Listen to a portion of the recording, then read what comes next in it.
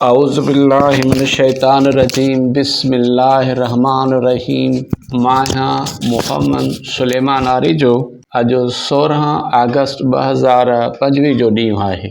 पंहिंजे प्रोग्राम क़ुरान छा थो चए में मौजूदु आहियूं। अॼु असांजो मौज़ू आहे त हर कमु करण या लिखण खां अॻु में बिस्मिल्लाहिर्रहमानिर्रहीम जो पढ़णु ज़रूरी आहे। लफ़्ज़ बिस्म जो मादो आहे सीन मीम वा। लफ़्ज़ समाउन जी माना आहे हर शइ जो मथियों हिसो। लफ़्ज़ बिस्मिल्लाह क़ुरान पाक में 5 सूरतुनि ऐं 6 आयतुनि में इस्तेमालु थियो आहे। हज़रत नूह अलैहिस्सलाम जो बिस्मिल्लाह चवणु।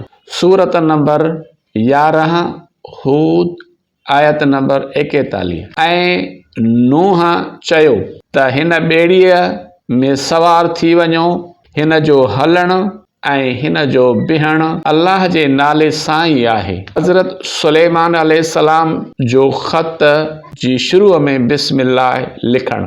सूरा नंबर 27 निमिल आयत नंबर 30।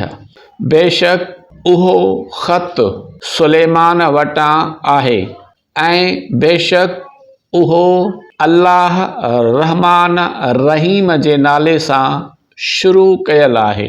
हज़रत मुहम्मद सल्लल्लाहु अलैहि वसल्लम जन खे बि चयो वियो त रब जे नाले सां पढ़। सूरा नंबर 96 अलग आयत नंबर 1। ए पैगंबर सल्लल्लाहु अलैहि वसल्लम पंहिंजे रब जे नाले सां पढ़ जंहिं पूरी काइनात खे पैदा कयो।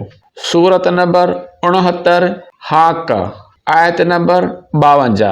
तंहिं करे ए नबी करीम सल्लल्लाहु अलैहि वसल्लम तूं पंहिंजे अज़ीम रब जे नाले जी तस्बीह बयान कंदो रह। सूरा नंबर 56 वाक़िया आयत नंबर 74 ऐं 96। पोइ ए मुहम्मद सल्लल्लाहु अलैहि वसल्लम तूं पंहिंजे अज़मत वारे रब जी पाकाई बयान कंदो रह।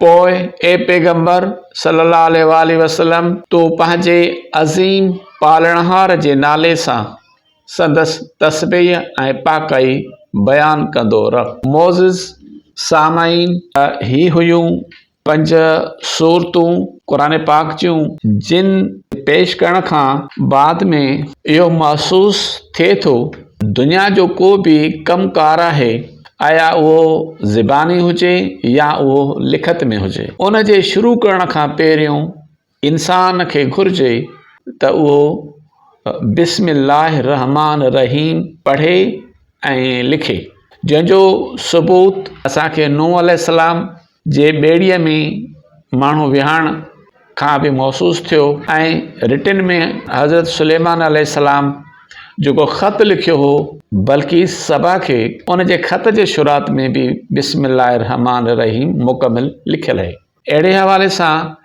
असांजे नबी करीम सल्लल्लाहु अलैहि वसल्लम जन खे बि पाबंद कयो वियो आहे त जॾहिं बि का शइ चओ या लिखो त उन खां पहिरियों बिस्मिल्लाहिर्रहमानिर्रहीम सां उन जी शुरूआत या इब्तिदा कंदा करियो।